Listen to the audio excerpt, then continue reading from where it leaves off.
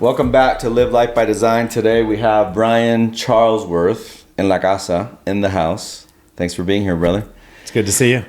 And one thing about you is you will always come in a cool car. Tell me what you're driving today. Today I'm in my wife's car. It's a Porsche Taycan. The electric. The electric. You know, you had one. I had one and I sold it. You got rid of it at the right time. Why Porsche? And I had Sean Ricks on the show. You guys remember Sean Ricks? Massive Porsche fan too. Do you like anything outside of Porsche, or are you just Porsche or bust? Well, no, I'm not Porsche or bust. I actually drive an Audi on a daily right now, an Audi RS3. So I served a mission in Switzerland. Before I went, my girlfriend, her brother had a 930 turbo. And he saved it for me for when I got back because I told him I wanted it because I was like, when I was in high school, I die hard Porsche. But going over to Europe and Switzerland, I like saw him every day, sat in them, you know. That's where you really just fell in became love. super in love over there. That's cool. And with wagons, right? all the Audi and BMW wagons and stuff cool. like that. So anyway, I never bought a Porsche until I was 50. And my wife, I walked into the Porsche dealership one day. I was getting a haircut. There was a perfect GT3 RS sitting there. It was the exact spec I would have built, and somebody had BBI Autosport, put race suspension and exhaust and roll cage and everything in it. So anyway, it was the perfect car. So I put money down on it, went home, told Spring.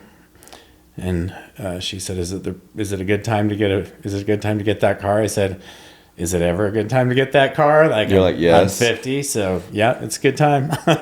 So she's like, "Okay, great." And that was it. That was your first purchase. So that was my first Porsche. Was a GT3 RS, which is like probably my favorite. That's not normal. No, it's not normal. Yeah. Not normal. Most people's is a Macan, right? So anyway, I fell in love with the brand. In fact, I think that was it was. My first Porsche was a Macan, then a Panamera, and then the Taycan. Yeah. Yeah. So I fell in love with the brand, so I ended up with a GT4 shortly after that. And then, anyway, then I've bought a few more. I have a Macan GTS and stuff like that. But here's what I know. I'm in a lot of car groups, and if you love to drive, you want a Porsche. Yeah, that's what I've always heard. If you like to look at them in your garage, maybe get a Ferrari or a Lambo or a McLaren, you know? Yeah. But the best performing vehicle on the road, no doubt. Yeah, I did Piccolo out in LA, and that was super cool. We raced, we drove 911s, Taycans, and then we had a pro drive us in a GT3 RS, and he'd just like run into corners, and it's crazy how those suckers can handle. You don't know what they can do until you ride with somebody like that. You can throw anything at that thing, and that thing is going to be able to conquer all. It's pretty crazy stuff. Yeah. And what's funny is, you know, he's so used to the track, and he was pushing $180. I'm not even hyperbolizing. And he's just looking at you. Hey, what do you think about this? Or you want to watch me take this corner? Because they're so used to the track, these pros. Yeah. That it's like nothing. It's like driving straight. Yeah, they don't even... It's crazy. They say brake on a corner, so you brake when you have an instructor next to you. And then they get in the car and they drive and they show you, and like a brake for them is a little tap. That's crazy. Yeah, it's good stuff. Okay, let's pivot. So profession-wise, what do you do? What are you up to? Let the viewers know. And then we'll go from there. Okay. So about 8 years ago, I founded a company called Sisu. We're really a real estate software company. We started out focused on sales performance, really allowing agents to set goals, allowing team leaders to hold them accountable to those goals, show them what they need, what activities they need to do to get a certain And this level. got created out of a need. Yeah, so I had actually sold a business, and my wife, we were newly married at the time. This was about 10 years ago. How newly married were you guys? How long had you been married?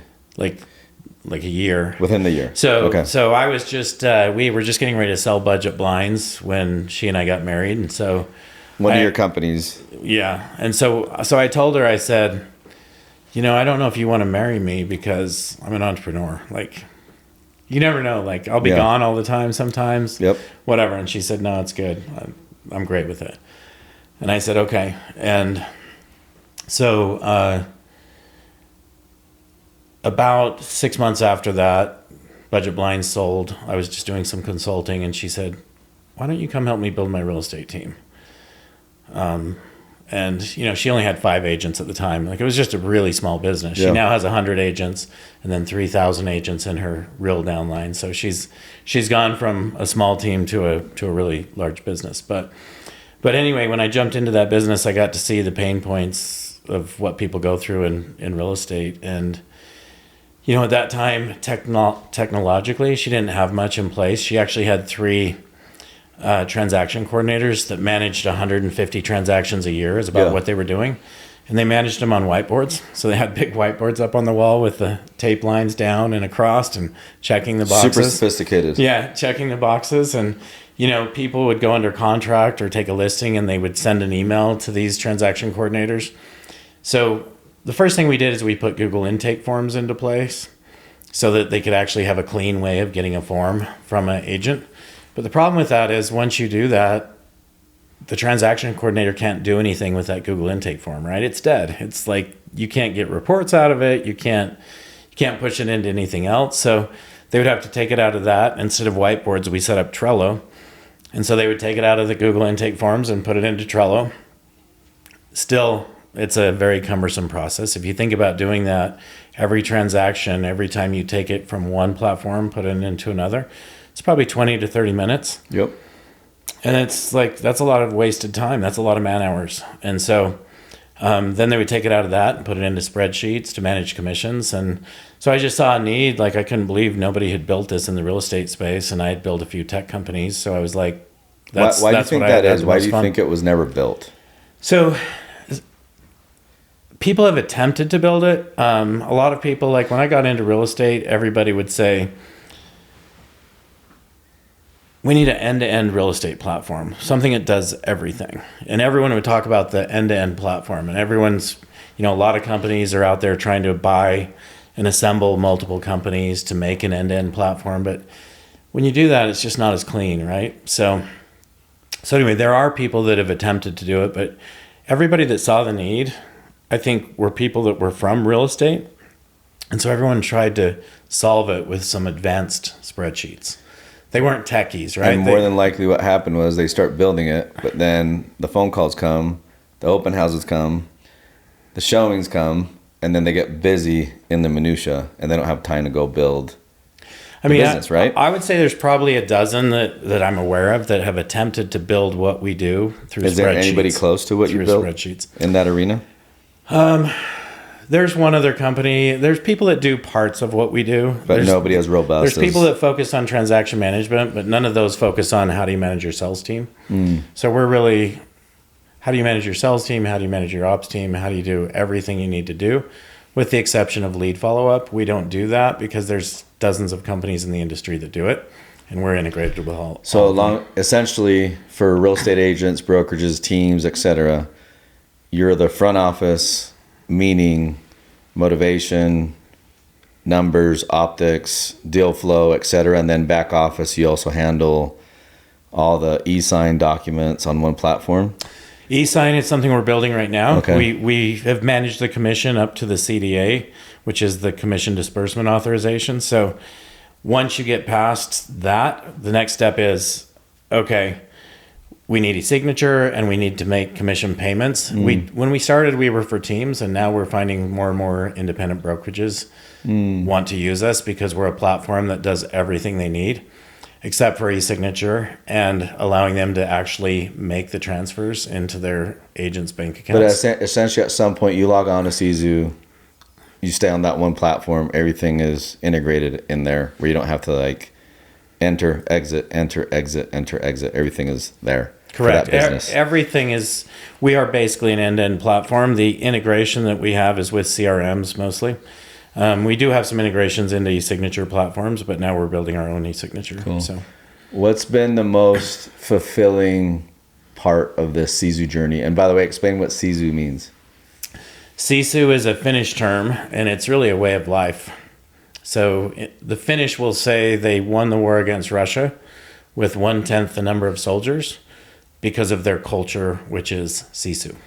It's just their grit, determination. Those are probably the closest English words. But if you look it up, I found a translation once that said being able to accomplish more than you even thought possible. That's cool. I love that. And so I love when companies have, thoughtful, meaningful ways of getting there. Yeah. And what the brand represents. Like I love that. So when I heard that, being able to accomplish more than you even thought possible, I got chills, and I was like, yeah, that's exactly what I want to do for these real estate team owners. So we're Sisu. And do you feel like that mission is being fulfilled? Do you feel like your customers are doing more than they ever thought possible by being on your product? Yeah, it's amazing. We like any software company have people that don't fully leverage everything you have, and they're not getting the full benefit. But it's amazing. We do a quarterly event every quarter where we bring maybe 50 to 60, 70 teams out to our office, and we give them a behind the scenes of how Spring runs their business. And anyway, it's a really cool event. But when I do that, I always have team owners come talk to me, and they're like, hey, I had 1 or 3 or 5 agents a year ago, and now I've been on Sisu and I have 35. And like, scale. We also allow them to do their recruiting and onboarding through our platform. So it's like really everything you need to run a real estate business you can do in our platform. It's so crazy that the real estate business at large has existed the way in which it's existed without this form of innovation and disruption. So I'm an advocate of what you're doing. I believe in the Sisu mission and what you guys are putting forth, and I know that for you guys it's just the beginning. So we talked about the most fulfilling part. Talk to me about. I don't think I answered that. So we still want to answer that? Yeah, let's go. So the most fulfilling thing about this for me is really seeing these team owners like go from here to here, right? Like, it's like I said, being able to accomplish more than they thought possible. And so when you see that and you see things changing in this life, we have all over the last couple of years, this really started with COVID. Yep. We've all gone from like very little communication between the things we do, the things we buy, to 100% communication. An example would be Amazon. You buy something on Amazon, you know exactly where it's at and being delivered on your doorstep, right? Yep. You order something from DoorDash, you know that it's been received, it's being prepared. Yep. And your kids know that it's on your steps without the doorbell ringing, right? We do that same thing on a real estate transaction as well. So we're not only changing this for the real estate business owners, we're also changing it for the consumer, because the consumer needs a better experience. So the consumer, let's unpack that. So the consumer, meaning the person transacting on the real estate front, mainly I would assume the buyer or seller. Buyers and sellers both, or more on the buyer end? Buyers and sellers. I mean, if I'm a seller, I want to know when the sign goes in my yard. Absolutely. I want to know the dates of everything, right? Yep. You have all the same deadlines. You have all the same things happening. So essentially they can see real time where they are in the transaction. So all those phone calls go away, those text messages go away, those emails go away. Yeah, essentially it's tied to the transaction coordination. So as a due diligence deadline's coming up, it'll let them know. And as soon as that's passed, it'll let them know. And as soon as somebody checks off that, a sign was just put in the yard, it will actually tell them. That's super cool. So they get notified along constantly through the process. That's super cool. Yeah. So you would say that the most fulfilling part is that just teams just being able to scale, grow, turn them into just, a few person shop into an enterprise. I mean, our vision was to change the industry for decades to come, and I think we'll get there. That means every transaction needs to flow through our platform. Yeah. That's my vision. We'll see if we get there. Right? We're a long ways from that, but we're. And then you're also helping the mortgage industry a little bit too, right? Yeah. So we let the mortgage company and the title company come in and collaborate with the client and with the real estate team. So everybody's in this single platform. That's cool. Okay, let's talk about some things that you've gone through that are really, really difficult, because there's no way that in the road to success everything was easy peasy. Never is. Nice and rosy. Never so is. what are some of those, and I always say this, like, success is a lousy teacher. Yeah. If you're always successful, you ain't learning anything. So what failures, what mishaps, what tough things have you gone through that have kind of been those defining moments for you that we can all benefit from? Yeah. I mean, I think we all go through these all the time, you know. As soon as we think life is easy, like as soon as everything's going good, it's when we maybe don't sharpen our pencil, we're not growing enough, and then all of a sudden we get slapped and knocked down and beaten up, right? And so happens all the time. But I would say probably the biggest beating I ever took, I was in my early 20s when I started my first software company. And we were actually the world's first voice internet company. It was called talk2.com. And so what does that mean, voice internet? A lot of people think of VoIP, but what I'm talking about is what we do today with Siri, Alexa, and Google. So if you want to browse the internet using your voice, like what's the weather, right? Like give me driving directions, what are movie show times, all that kind of stuff. We were doing that 20 years ago in all the wireless networks. So as Steve Jobs had the vision of this iPhone, simultaneously at that same time, I had the vision of browsing the internet using your voice. But rather than doing it on your phone, it was more done through the wireless network. So we were plugged into every wireless company in the country back then. So anyway, this is a company that we were about to go public. .com bubble, you know. A lot of people listening to this probably don't even know what the .com bubble was. What year is this? But that was 2001. Okay. So 2001, we're about to go public. And I remember I was actually in Boston just coming home when the market crashed. And I was actually coming from an investor meeting. And I remember, do you remember the Red Herring? Red Herring was a tech journal back then, tech magazine. I don't. They called me the next day because we were a pretty well known company, one of the biggest biggest tech companies in Utah at the time. And anyway, they knew I was in the middle of a raise. They said, "Are you still going to be able to get it done?" And I said, "Yes, we are. We're not a .com company. We're a telecom company because we were in all the wireless networks." So anyway, at that time, we changed our name from talk2.com to Talk2 Technology. And we actually ended up getting a $43 million round done about 6 months after that. So you would think, okay, that's great. Things are moving along. The people I brought in to do the round, shortly after we announced the round, within 90 days, we actually did a Wall Street Journal ad that was a full-page centerfold ad in the Journal. It was the second time we had done that. The first time we did it, we got tremendous traction, so we did it again. And this time, Yahoo, InfoSpace, and OpenWave. Do you remember any of those names? I do. Yahoo's even disappeared, but OpenWave was a multi-billion-dollar company back then. All three of them reached out and wanted to buy our company when we did that.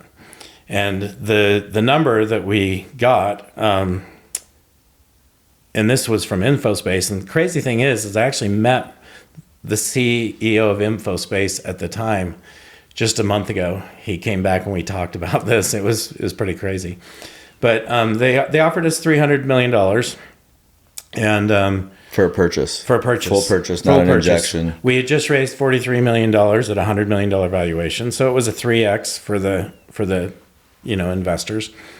But my investors had in our documents, and this was the first time I'd ever built a company and raised money, that I couldn't sell for less than 5X. And so they felt that we were $1 billion company. And it'd only been 90 days. They felt we had more runway. And I was like, the market's changing. Like, let's take this. Like, this is a great deal for everybody. Especially would have been a great deal for me.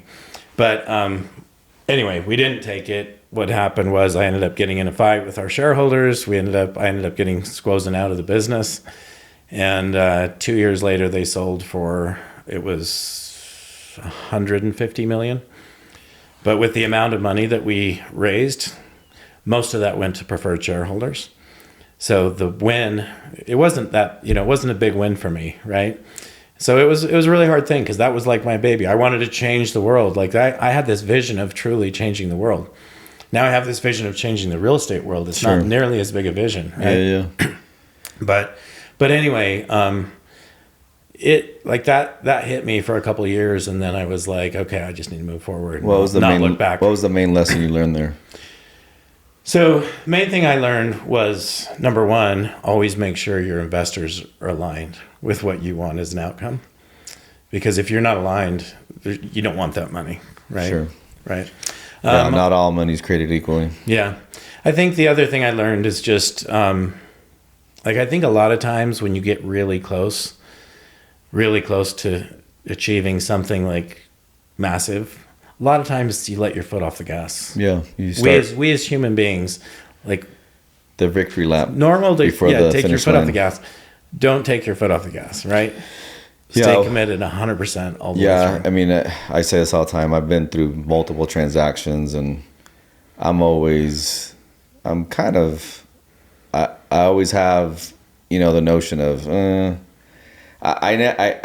at a point where I don't count my chickens before they hatch. I just don't. Yeah. And I say this all the time. Time wounds all deals, sometimes fatally. So, I mean, guys, it's not over till it's over. And really, it's not over until that check is in the bank. Mm-hmm. Like, until the money's in the bank. Like, deals could implode or explode on the 11th hour. Even at the, 11th hour and 59th second. Like, you don't take the victory lap until it's time to take the real victory lap. Yeah. I had another company buy... I don't know how I got involved with this, but it was actually a gold mine, and a company that was in the it was the fuel space, biofuel space, bought this gold mine. Anyway, they were a public company. Back then, it wasn't a 6-month period that you had to hold your stock. It was a 12-month period, and they bought us with stock.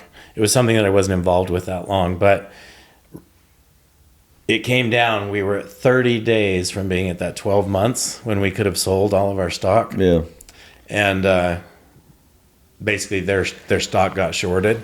Oh boy. And just blew up. Yeah. So it went from here to nothing overnight. And so, you just, like you said, you never know, right? You just never know.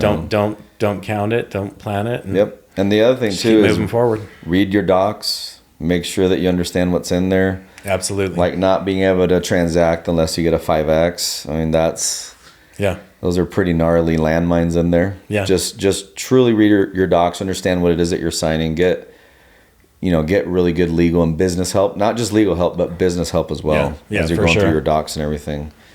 That's key. So, what keeps you up at night? Like on two fronts, what gets you so excited that you're like, man, I don't even want to sleep? And on the flip side, what stresses you out that doesn't allow you to sleep? Let's start with That's a good question. Let's start with what gets you like super stoked. What keeps you up?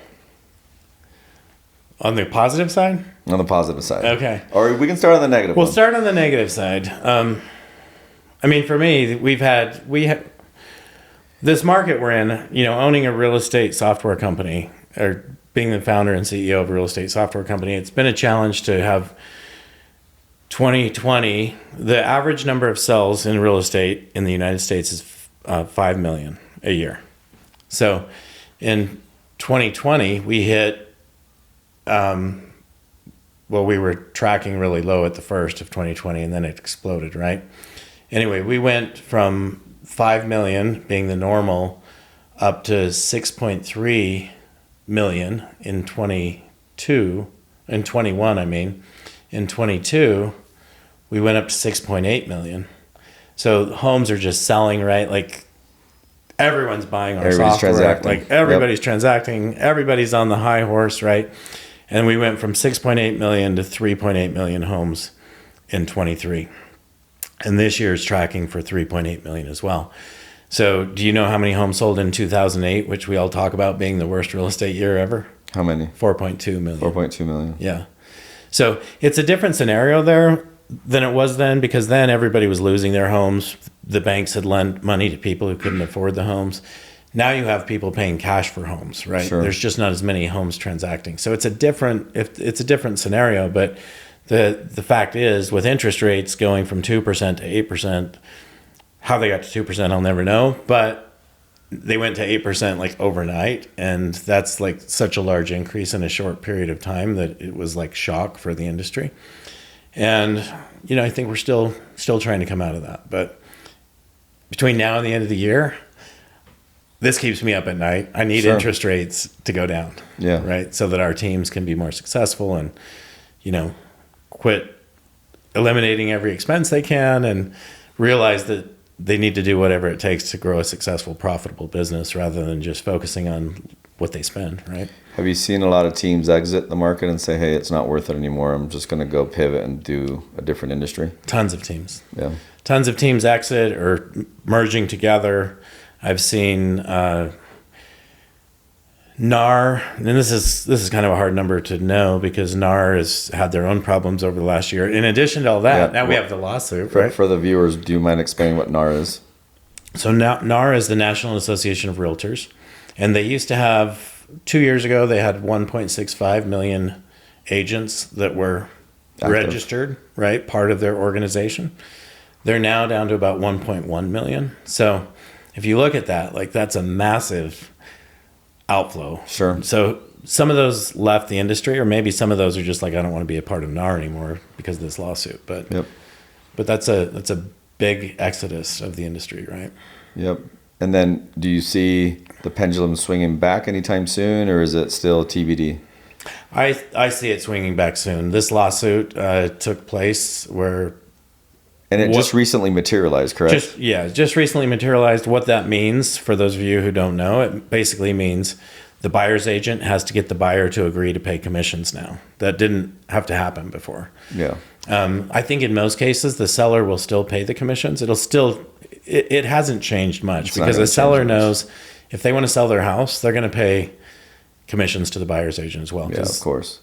Especially with new home buyers, they can't afford. I'm not in that specific industry, with real estate agents, etc. I don't think, if done right, if you get the right headspace, I just don't think it's going to change much at all. Yeah, I don't see. I think it was a lot of noise for nothing. Yeah, but agreed. You know what it does too? It wipes out the people that aren't willing to go through change. Yeah, and it just empowers those that are willing to go through the changes that are always going to be there. Like the only constant in business is change, and you just have to adapt for the better. And I think it clears the pathway of opportunity for those that are truly in the business and not just bystanders in the business. There's a lot of real estate agents, you know this better than anybody, they're 1 foot in, 10 feet out. Yeah. So anyway, I would compare it to maybe, 2008 would compare it to maybe 2 years ago. Sure. So now we're maybe at 2010 where things are about to take off again. Trend. Yeah. That's cool. Now let's talk about what keeps you up at night, but on a positive front. Like what gets you stoked? What gets you jacked? Yeah, again, I've had this vision of really changing this industry, and I believe we're doing it. And even though we've had challenges in this environment, it's certainly slowed our growth. Being the entrepreneur that you are, do you kind of like that it's hard? Or do you know what I mean? No, I don't like it, but I'm never going to step down to a challenge, right? I think you like it, and you don't want to say that. Because if it wasn't hard, I don't think we'd be in the game. Yeah. I don't think we'd, or everybody would be in the game. Yeah, we love the challenge. We love problem solving. We love that it's difficult because when we solve the problems, which we know we will. Yeah. It's not a matter if we're going to solve them, it's when we can actually solve them. But sometimes there's these uncontrollables that are out there that we just need to, have move more towards our favor. But I think being the entrepreneurs that we are, we actually embrace, that suck. We actually enjoy eating a little bit of that shit sandwich, if you will. Yeah. Well, it makes us stronger as entrepreneurs, and it makes us stronger. It makes our company stronger. It's like my kid, he's 12 years old. His last soccer match, they won 7-1. If you win a soccer match 3-2 and it was a well-fought match, that game's way more memorable, way more enjoyable, because there was highs and lows. There was, anticipation. There's like, are we going to win this, all these emotions versus this was a cakewalk. Like, what's going on here? And the reality is that he needs to get his butt kicked at some point so he can enjoy the win, right? Yeah. I mean, I'm not saying, hey, let's go hope and pray that turbulence hits the market, but it's like, okay, this is tough. This is winter. Yeah. This has some difficulty. Let's get together. Let's get in the trenches and let's go. Let's get in the foxhole. Yeah. We've all heard Tony Robbins say winter's coming, winter's coming. And now I'm saying hopefully summer's coming. Yeah, and listen, no, I get it. But listen, if you can't embrace the winter and have fun with the winter, there's no way you're going to enjoy the spring and the summer. Yeah, it's been great for us. We've had a couple of really good things come out of it. One is we're almost profitable today. So we burned $10,000 last month, which, as you know, as an investor of ours a few years ago, we were burning $300,000 a month. So that's been really good for us. And listen, constraint breeds innovation. Yeah. If you had an abundance of resources as a business owner, as a CEO, you'd get fat and happy. Yeah. But when you have constriction and when you have to just really be creative, that's when really cool ideas and innovation hit you. Yeah. I mean, a really simple example, I used to own a pizza business. I was an investor, and we never ever did takeout, ever. It was more of a sit down, elegant white linen experience for our client base. COVID hits, what do you have to do? Adapt or die. It was all so all of a sudden we realized all these people, all of them are, because it was in a multifamily apartment complex. The bottom of the complex, it's all retail shops. Mm-hmm. And as soon as COVID hits and you can't have sit downs, you're like, guys, we have to adapt to that or die. We have to do takeout. We can't pretend like, oh no, we only allow, sit downs and have the nurturing experience inside inside the store. So all of a sudden we realized that there was this vertical that we had never untapped, which was, I'm guessing you more than doubled your business. Yeah, takeout and delivery. And guess what? Even though now you can go back in, obviously, that business is booming now more than ever because of it's the probably larger than your business is larger than your 100% dine-in business. Yeah. So again, I kind of embrace the turbulence. Yeah. I don't pray for it, but when it comes, I'm game ready. You have to be. You have to be game ready. Yeah. Okay, so in your role as a CEO, for the CEOs watching, what are some of the guiding principles? What are some of the best practices that you've learned throughout the years of being the chief executive officer of your company? Yeah, I would say the biggest thing I learn is I have to keep growing. I have to outgrow my business. I have to outgrow the people in my business so that I can continue leading the people in my business. So I'm always learning, always growing. And, I've always been optimistic. I'm a super optimistic guy. Maybe too optimistic. I've always had this big O on my chest, but I think it's good for a visionary to be optimistic. Mm-hmm. But at the same time, I've learned when to be a realist as well, So I can make that shift. How have you found that harmony? I mean, being super optimistic to still being a realist and still kind of holding the team accountable, all that good stuff. How do you come to terms with that? Because that's not easy. Yeah, it's not. I mean, and the biggest challenge, right? Our growth has slowed down What's crazy is your this time. Growth has slowed down and your burn's gone from $300,000 to $10,000. Yeah, because like you said, we have to get creative. And in getting creative, we've actually started a mortgage business for our teams where now our team owners that have wanted to be in mortgage forever, we have put together a business where we will build a JV for them. They don't have to do anything but feed it. And, to give you an example, my wife was our first JV. Sure. She's now the owner of a mortgage company and, making $30,000 to $50,000 a month in distributions. So it's been great for her. It's been great for us. If you guys need to borrow money, you know where to go. So, yeah, I mean, it's just it's a great business, right? These team owners spend millions of dollars. Spring paid Zillow $2.35 million, I think it was last year, for their leads, and she's a flex team, so she pays them a portion of what she makes. And now she's being able to monetize on it. Yeah, and so anyway, I just think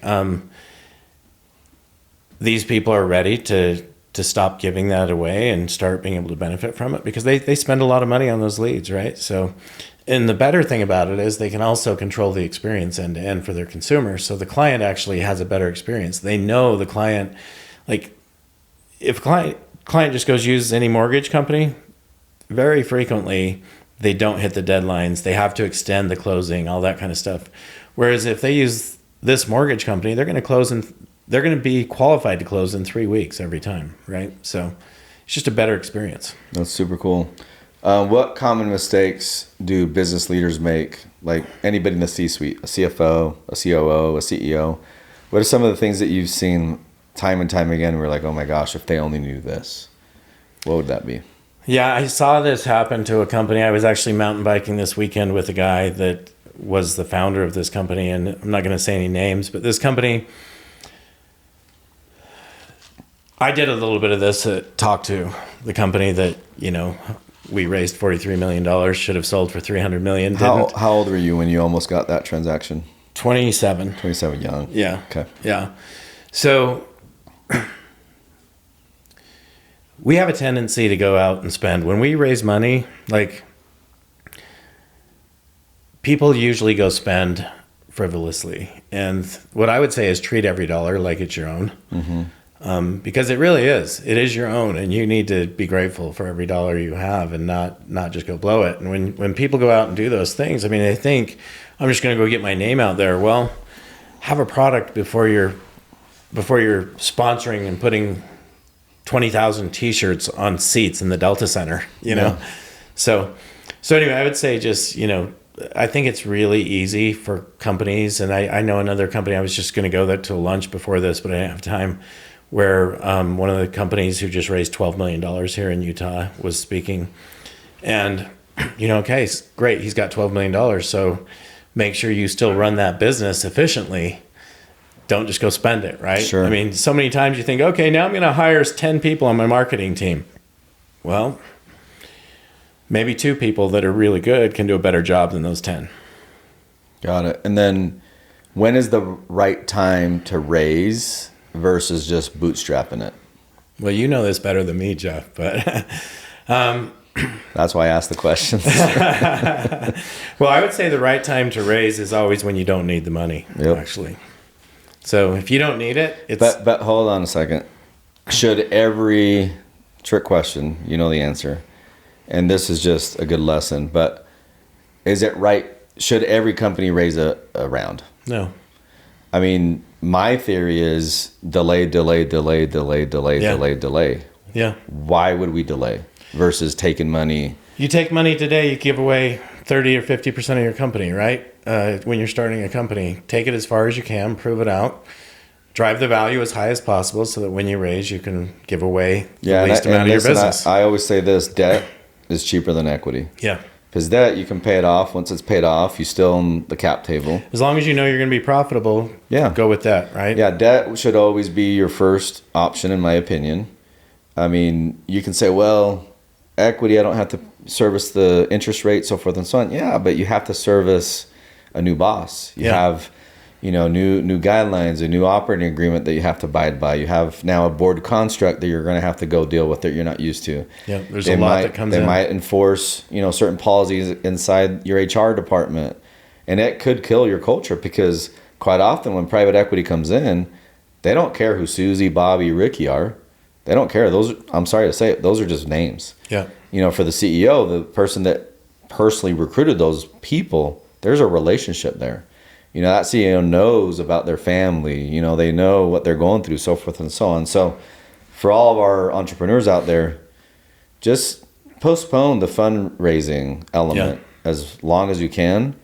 Because again, there's a case study from Harvard that talks about the founder's dilemma. You can be rich or you can be king. It's really difficult to be both. Yeah. And sometimes by you wanting to be rich, you're giving a lot more than you can even begin to comprehend. Well, a great example of this, we had a term sheet at Sisu for $15 million, and we chose not to move forward with it, but to take $4 million from Sandlot. There you go. Because taking $15 million would have given away a lot of that company. Yeah. Right. So Another example, Follow Up Boss sold this year to Zillow for $500 million. They never raised money. So do you have to raise money? No, you don't have to raise money, right? Yeah. And there's story after story where, it's founder led and the founder just bootstrapped, and now those companies are worth, more than we can even begin to comprehend. Yeah, that's one of the things I learned with my experience that you asked about earlier was only raise as much as you need, because... And by you saying, you said earlier, raise when you don't need to raise, maybe explain that a little bit more so that viewers understand. Yeah, I mean, if you know you're going to raise money, like if I knew I was going to raise money 2 years ago, would have been smarter for me to raise when the market was up here versus today when the market's down here. Yeah.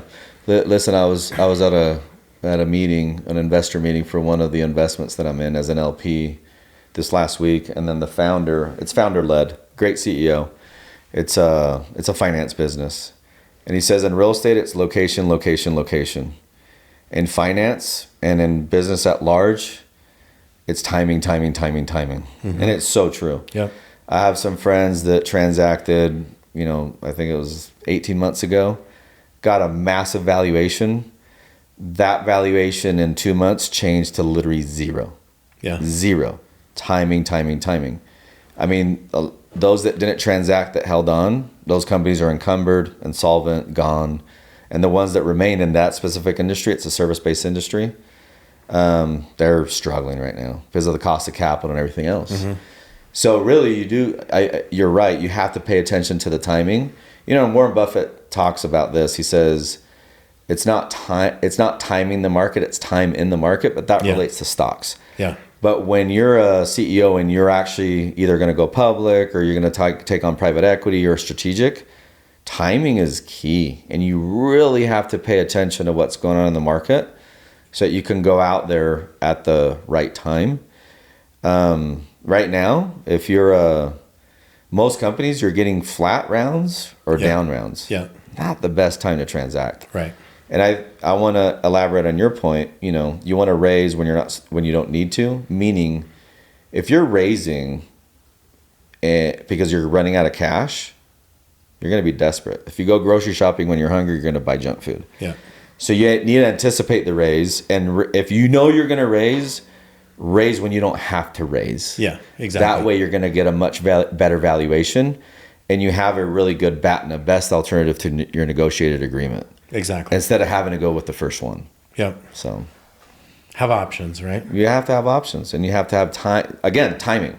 Mm-hmm. In that case, get the timing on your side and raise when you don't necessarily have to, because if not, you're going to get a bad deal. Yeah. If you're running out of cash, you're going to take whatever hits, whatever offer hits your desk is what you're going to go for. So be cautious. And so we at Sisu didn't want to raise $15 million. So we found other ways to get it to where we weren't burning, right? Yeah. So, no, it's crazy. There's two options, right? One is raise money and keep burning, or stop the burn. Yeah. And obviously, in everybody's self-interest, it's better to take the 4 versus the 15. Yeah. Sure, would that have given you some cushion? Yeah, but I beg to differ that you wouldn't have been able to create the innovations that you have now. And I think, honestly, if you would have taken 15 versus 4, with what happened with NAR and this whole, inflation thing and the interest rates being at 8, I think we would have had way too many employees, because and this is back to the alignment thing. The fund that wanted to put 15 in wanted us to hire 40 salespeople, right? I mean, we would have had a massive burn. Not only 40 salespeople, but success people. Like, we would have had a team of 100 people. You know what I call that? Blessings. Yeah. Blessings. Yeah. With culture is really key in a lot of the conversations that I have with business owners. How do you create a culture that can permeate throughout the organization without you always having to be in those rooms? You know what I mean? Like, culture, it's what's done in everyday action, everyday talk. Yeah. How do you create a culture that's badass?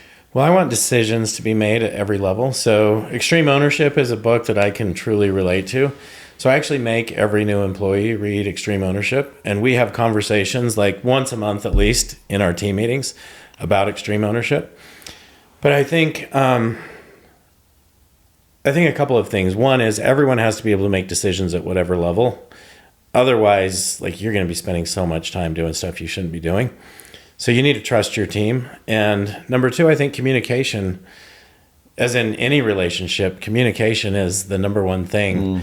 And so, like, I'm a truly open book. Everyone in our company knows if we're raising money. Everyone in our company knows what's going on. Everyone in our company knows how much money's in the bank. Everyone knows everything. And at the end of every week, at the end of a team meeting every week, we just open the floor to questions.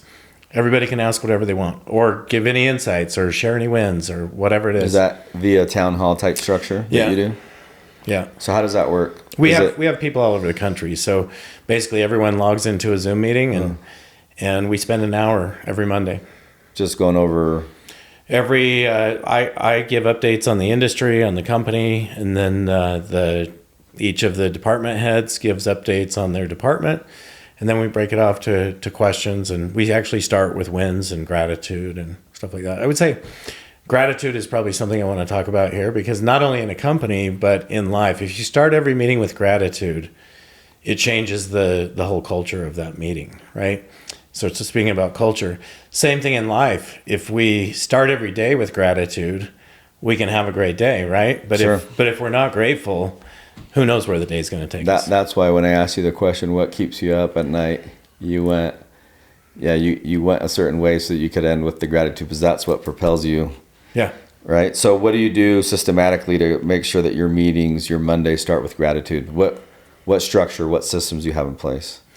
I mean, basically, I just first thing I have to do is put myself in that state, right? So every morning, basically, I get up and work out, and you've been to Tony Robbins. I do Tony Robbins priming every day. You can find that on YouTube, by the way. Just type in Tony Robbins priming on YouTube, and he goes through the entire exercise. It's really, really awesome. The sad thing is, like, I did that every day for 5 years, and then, you get into such a pattern that you think, okay, I'm good, I don't need it. But as soon as you stop doing it, you realize I need it, right? Sure. So for me now, it's just about being consistent doing that. Okay, so you do your workout, you do your priming, you're in peak state, you go to your meeting, and then how do you make sure that everybody is showing gratitude in that meeting? First thing I do is first thing we talk about every week are wins from last week. And what are you grateful for? That's cool. So everybody takes time, writes down what they're grateful for. It's just random. Like, different people share every week. That's cool. If somebody's face isn't on the camera, they always get to share. Yeah. What I do before I do my public speaking, I always have people write down 5 to 10 things that they're grateful for. It really opens everybody up. For me, it reduces my stress because I put it back into the crowd versus taking everything here. Yeah. I put it out there. People are showing gratitude. You can feel the energy of the room shifting. It'll totally shift a room. It creates abundance. Now people are in a willing to learn state instead of like, who's this guy? What he's all about? With the tension up, like the tension just drops when people are writing down their gratitude. Yeah. So really best practice in public speaking and in meetings. And listen, when you have that gratitude on paper, when you're going through it within your nervous system, you're that much more open to receive any feedback, whether it be positive or negative. Because your nervous system just changed, your DNA just changed. What I've found is if I can get our team to be grateful, right? It's funny because I work with so many real estate teams, and I see how realtors are in so many cases. They're just complaining and, not working and whatever it is. And so to see my team and how much they care about our customers and how grateful they are to be a part of our company and how much they care about our mission and getting to that next level and changing the industry, like, they all share that. And I think that really comes from the gratitude. Love it. So you just mentioned your customers. Who's your avatar? Who's your customer? So our customer is anyone that runs a real estate business. It used to be focused on real estate teams, because a real estate team, they provide leads, they provide technology, they provide coaching and training, they provide transaction coordination. Whereas a traditional brokerage doesn't provide any of that. It's just a place you can hang your license. But what I'm finding is it's really shifting. Brokerages know they either need to act like teams or become teams. Yep. And so even like the traditional brokerage is becoming, they're providing leads, they're taking higher splits on those leads. And I see more and more independent brokerages coming into the market because of that. So that's your end user, your external customer, and then who's your internal customer, which is probably your most important customer? Our employees, right? And then who do you center kind of you're the C-suite, so you guys are the service-oriented arm and taking care of the people that are boots on the ground. So who's the avatar internal customer? Like who are you thinking about all the time that if their experience is beautiful and elegant, they're going to go serve your end user? Who is that? And the reason I ask that is I'm always intrigued by different companies. If you ask Google, who's your target customer, the traditional response is going to be, the people on the search engine, people looking up stuff. That's the customer. It's not. It's the engineers. Because if Google takes care of their engineers, they're going to be stoked. They're going to be gracious. They're going to be super happy to work there and create innovative, cool products for the end user. Yeah. So they focus a lot of their time, effort, attention, incentives for the engineers, right? They're their MVPs. So I guess who would be at Sisu? Who is the prime customer of yours that just makes the magic happen? I know it's everybody, but there's got to be somebody that you really target. And I target our success team, and the reason being, we used to have a response time of 24 hours when a customer would come into our chat, and that blows my mind. I hate that. I had somebody running our chat back then who wouldn't get on the phone with somebody. So me as the CEO, I would jump on the phone with them because I feel like people need to be touched. And so anyway, our team now, if somebody comes into our chat, we average about 20 seconds response times. Over what is that? Is there a 9 to 5? Is there a 9 to 7 component? Is it? Yeah, it's during business hours from East Coast to West Coast because we have a team across the country. But it's within 20 seconds is the average response time? It's within 20 seconds. So from 24 hours to 20 seconds. Even if you look at the 24 hours, that's our average response crazy. Time. So, I had a mentor once who sold a company that was a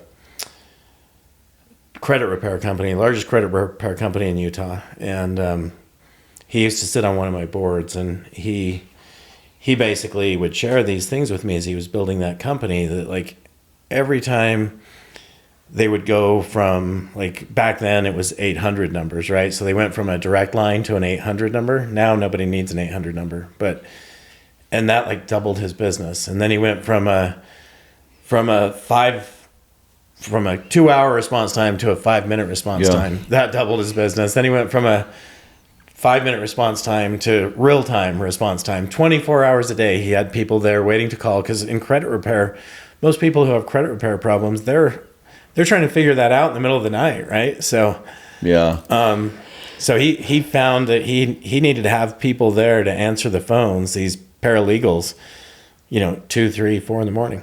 No, I love that. I mean, there's nothing that bugs me more than somebody who's onboarding me, selling me, that is super easy to get a hold of during the sales process. Yeah. Because they want me as the customer. And then when I am a customer, then I can't get a hold of them. Yep. Drives me bonkers. So we've worked. Listen, even investors, that I have a real estate investment firm. One of my guiding principles is I over communicate. You get monthly reporting. You do a great job of that. You get monthly reporting from me. I don't even do quarterly, semi-annually, annually. Every single month. I distribute my cash flow every single month. K1's on time, the whole 9, because I can't be hypocritical. I can't render a service that's lackluster if that's not what I am willing to tolerate as a consumer. Exactly. So I love the fact that you care so much about that speed of business, because that's how you grow. That's what differentiates you in the marketplace. If I'm having to wait freaking 24 hours to get a response on a chat, get out of here. Don't even give me a chat. I have a buddy that runs a company. It's a service-based company. And, this isn't good on my buddy. They created this chat so that the field agents can have some sort of feel-good that they're being listened to by this chat that never responds, by the way, ever. Yeah. They're in some queue. So that, Their cheap excuse is, well, we have a chat, send it in the chat. The chat don't work. Yeah. Nobody responds on this thing. It's a black hole. If it's not real time, it shouldn't be a chat because people can't trust it. Yeah. I'll say this. When people come into our quarterly events, and it's usually newer customers that come into that. Which, by the way, some firms would not dare doing that because it opens up Pandora's box. Because they can come in and sell it, oh, we're happy. But you're also going to get some people and say, hey, we need to fix this, this, and this. But by you willing to do that and put them face to face and say, hey, we're here to work together. We're here to grow this thing. That's super cool. The first thing I do when they come in is ask them, what are you guys, like, what are you struggling with? You know what most CEOs do is they hide behind the desk. Yeah. They're not willing to, go out there and be full kimono. Those are I can tell you this, people that come to those won't leave us. So it's worth doing, right? No, it's brilliant. So that's what COVID forced us into, right? Is doing stuff like that. But what I was going to say is people that come to those now, they always tell me what a great experience they've had with their account manager, how much they love their account manager, how great they are, how quick they are to get back to them. And that just like every time I hear that, it just like, it gives me goosebumps. It makes my heart sing. Well, this is what's brilliant about what you do, because you're bringing these folks in face to face, right? Maybe not all the account managers will be there. Are they? Are they all? Some of them. Some of them are. We bring as many as we can. But guess what? If I'm your account manager, it's easy for me on a virtual screen not to maybe render you the best service. But if I know I'm going to see you in a month, 2 months, 3 months, shake your hand, give you a hug, see you face to face, I'm going to be in a much better behavior. Yeah. I always say this, all systems are perfectly designed to get the results you want to get.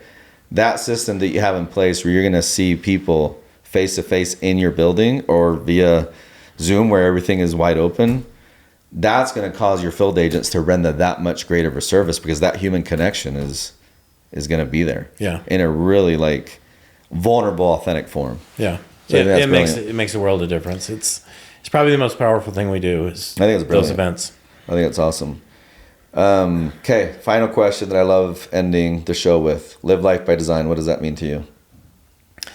And it doesn't have to be business. It doesn't have to be business. It can be, because obviously what people often don't understand is business, it's spiritual. It's physical, it's intellectual, it's emotional, it's the whole person paradigm. Life is the same thing. I don't believe in work-life balance. It doesn't exist. There's no way you can live life in an equilibrium. It's work-life harmony. Yeah. It's ebbs and flows, and you have to be okay with that.